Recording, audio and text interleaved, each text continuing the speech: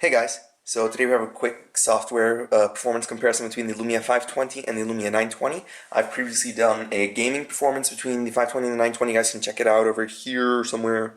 Anyways, so let's start with the normal, boot speed test, compare which one boots faster, and then we'll talk as we see. So on 3, I will boot the phones. 1, 2, 3. So they both vibrated, they're both turning on. So mainly the difference between these two is the double the RAM in the 920 with 1 gigabyte compared to the 512 megabytes, and also the 1.5 gigahertz processor in the 920 versus the 1 gigahertz processor in the 520. So I mean, those are the main differences between the two, and usually doesn't affect Windows Phone 8 performance, but I know you guys like to find out, so we'll see. Still waiting for them to boot up. The 520's Nokia screen went away first. Windows Phone. Looks like they're going to boot at the same time. And they both have SIM errors.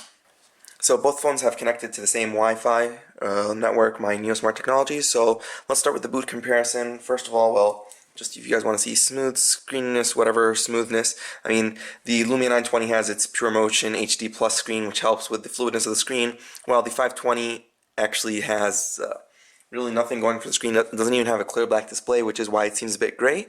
So you can notice a bit of, not lag, but just more of a delayed response relatively compared to the Lumia 920, but in terms of actual performance, it's not that bad. I'm not going to do many apps this time because we already have the gaming performance, which I think is more comprehensive than this. So let's just start out with Skype, because I know that's a really popular app and it's important for a lot of you guys. So Skype, and just boot it up. Loading on both, and that's because I'm not signed in on this one. But let's see how fast Skype resumes on the 520. So we just go back, and you get the resuming screen, while on the 920, if I just press back, it'll resume instantly into the app. So there's a bit of difference between the usual resuming thing, which I know some people are really annoyed by. Another thing I'd like to check out is Here Maps. So let's check out Here Maps or Nokia Maps, whatever you guys like calling it. So if I just pop them both open, and it's taking a tiny bit. So 920 got my location pretty fast. They both got my location equally well. The 920 was a split second faster perhaps. I mean, nothing really that important, but let's check it out again. Resume it. And they both resume instantly, no resuming screen or delay, as is usual, the annoying stuff. So what else can we check out? I mean, we have, I'd actually like to check out the Nokia Creative Studio, so I think I have that somewhere here. Here we go, Creative Studio. And if we just pop it open on both,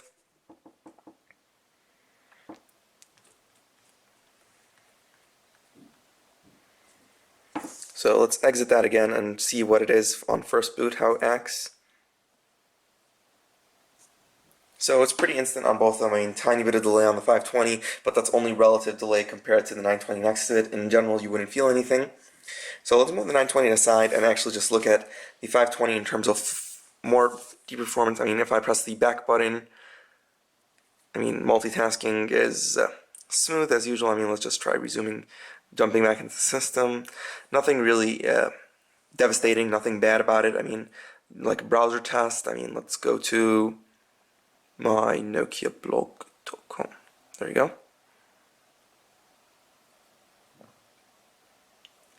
And it loads it up pretty instantly. I mean, there's just that little one thing at the top that's taking a while.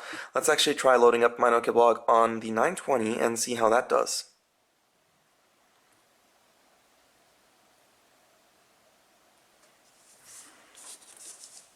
So once this loads up, I'll refresh both of them and we'll see, compare from there.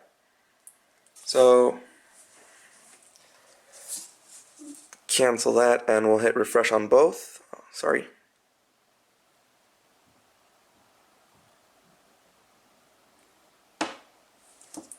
Both are refreshing together, and I mean, they're both pretty much loaded the same stuff, same time, everything, so no big differences there.